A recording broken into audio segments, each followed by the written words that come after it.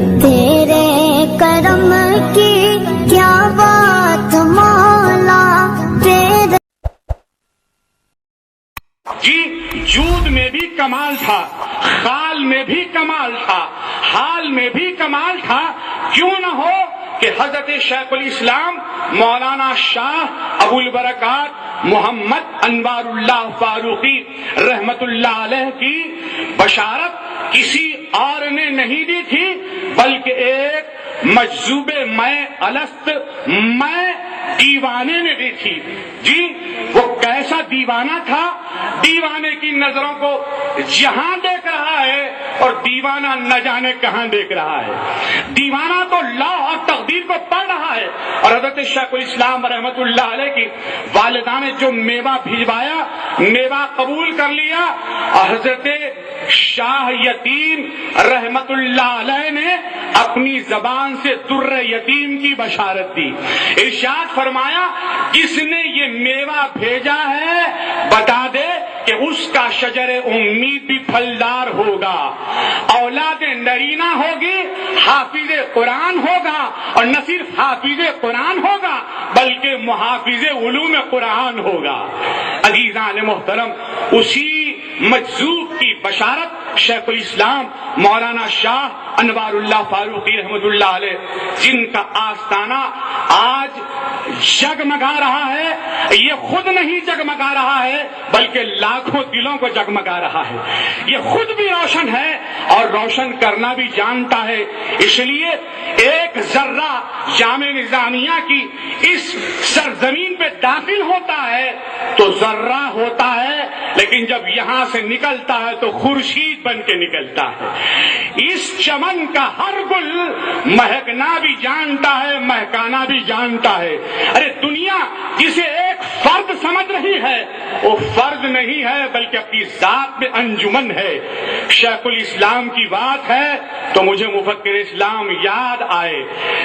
دکن سے لے کر دہلی تک، حیدرآباد سے لے کر بغداد تک، اور کویت سے لے کر کیرلا تک، جدہ سے لے کر جرمنی تک، وہ کون سا انسان علم سے شغف رکھنے والا ہے جو آپ کی ذات کریمہ سے واقف نہیں ہے؟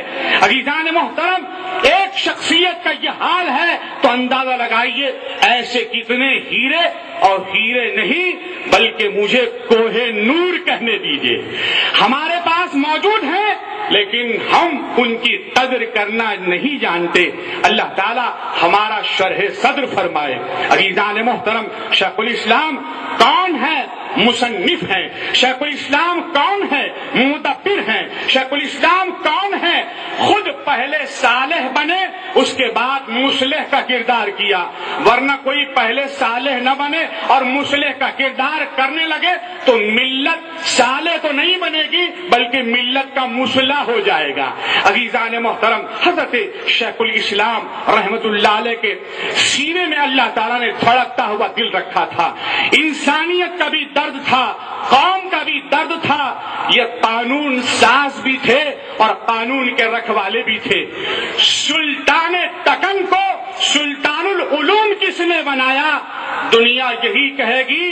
کیا مورخ کے قلم سے وہ جملہ نہیں سنا کہ وہ شخصیت شیخ الاسلام مولانا انوار اللہ فاروقی رحمت اللہ علیہ کی تھی؟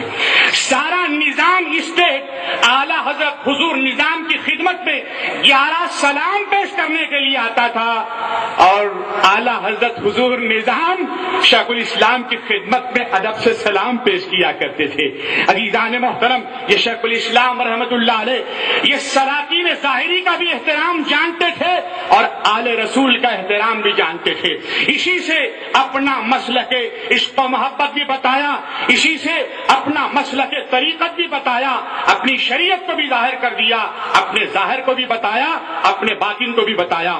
عزیزان محترم، مجھے پروفیسر عطا اللہ حسینی اللہ تبارک و تعالیٰ انہیں سلامت رکھے، پڑوسی ملک کی سرزمین پر جامع نظامیہ کا ایک علمی نشان بنے ہوئے ہیں. کیا خوب بات لکھی کہ جب شیخ الاسلام مولانا انوار اللہ فاروقی رحمت اللہ علیہ سلطان دکن کے دربار میں تشریف لے جاتے تو ایسا ایسے معلوم ہوتا کہ جیسے ہارون رشید کے دربار میں امام ابو یوسف تشریف لے جا رہے ہیں، اور امام ابو یوسف جب جاتے تو ہارون رشید کا کیا عمل ہوتا تھا؟ سرو کٹ ٹھہر جاتا تھا تخت پر اور احترام بجا لاتا تھا۔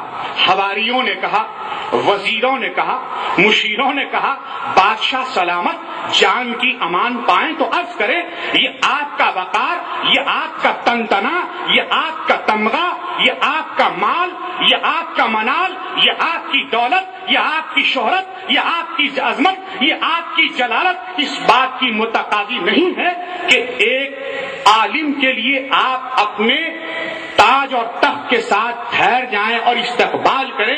اس سے مملکت کا وقار ختم ہو جاتا ہے۔ عزیزان محترم، کیا جواب دیا اس وقت ہارون رشید نے؟ لکھنے کے قابل بھی ہے اور دل میں نقش کر لینے کی قابل بھی ہے۔ کہا اپنے وزیروں اور مشیروں سے کہ میرے دربار کا وقار جاتا ہے تو چلا جائے، لیکن امام ابو یوسف کا وقار نہ جائے۔ عزیزان محترم، شیخ الاسلام رحمت اللہ علیہ نے بچپن ہی سے اپنے اساتذہ سے تمغے پہ تمغہ حاصل کیا، اعزاز پہ اعزاز حاصل کیا۔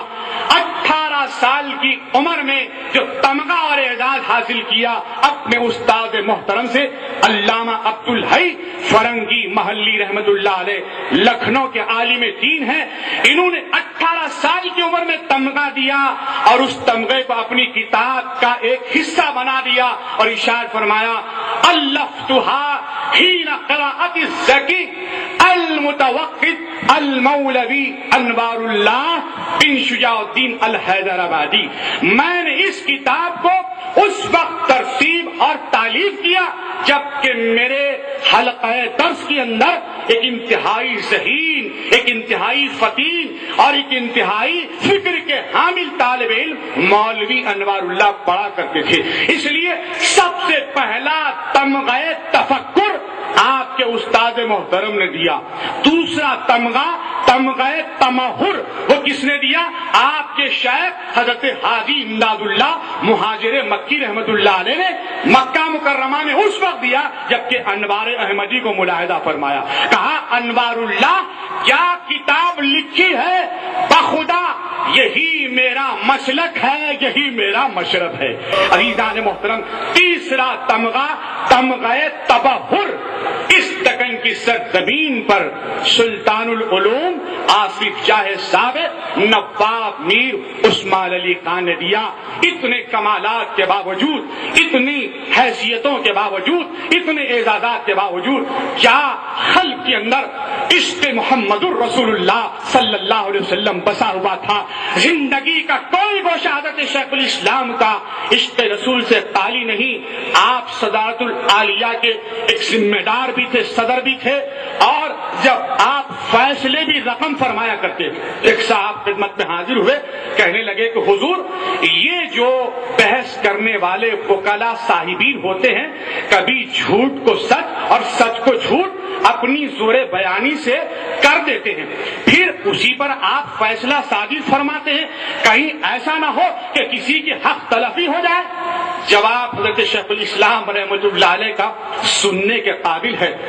آپ نے ارشاد فرمایا کہ جب بحث ہو جاتی ہے اور فیصلہ لکھنے کے لیے میں قلم اٹھاتا ہوں تو فیصلہ نہیں لکھتا جب تک کہ میں سرکار کی طرف متوجہ نہیں ہو جاتا۔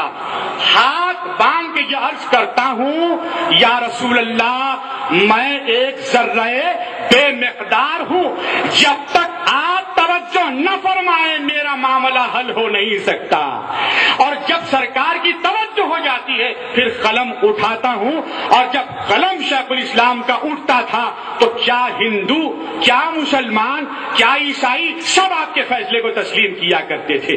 عزیزان محترم، یہی وہ قلم حضرت شیخ الاسلام رحمت اللہ علیہ کا ہے۔ جب اٹھا تو اسلام کے مقاصد جس سے آج دنیا بے بہرا ہے اور دہشت گردی کا الزام لگا رہی ہے، اگر اسے اسلام کا مقصد سمجھنا ہے تو مقاصد الاسلام کے 11 حصے پڑھ لے، اسے